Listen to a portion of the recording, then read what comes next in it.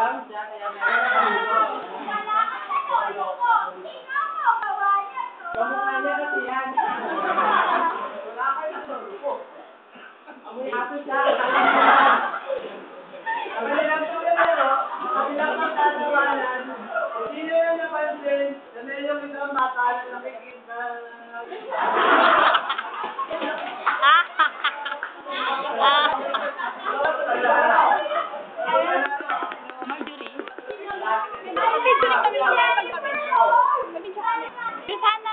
Wag. Bakla namin yan. Bulto.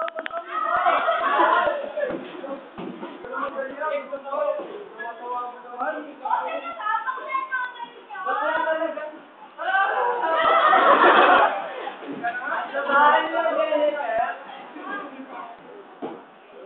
nila Jennifer, tatanong niya sa kanya sarili, bakit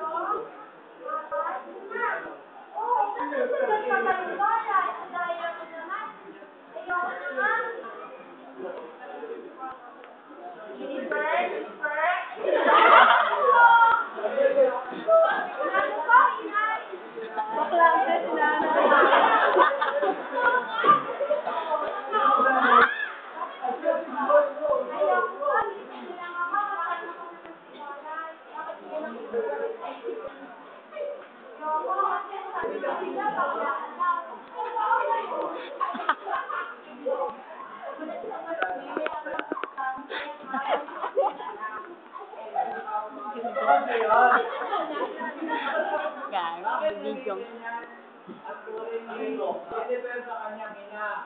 Kasi, hindi niya naman niya tunay na ina yan. Ay kapatid siya ng nanay ni Jennifer. Yung bata ko, nung nagkaanak si nanay ni Jennifer, nagkaanak siya, namatay ang kanyang ina. Kaya yon, at naghanap buhay yung papa niya, yung ina niya ngayon, para sa kanyang ina. Kaya, ay iisip niya na bakla ang ina niya kasi ang nanay niya ay sa parlor na nagtatrabaho. Dahil makabukit sa parlor, kaya iniisip niya na ang kanyang ina ngayon ay sa bakla. Maliban sa ilang araw, sila ay naglaro na.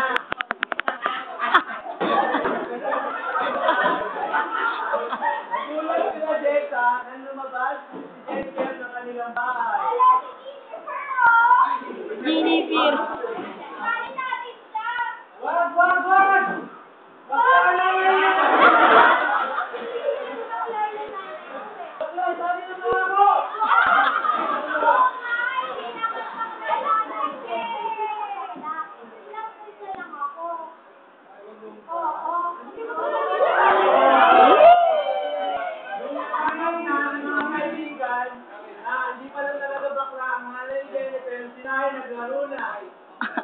Sila ay naglaro ng patintero.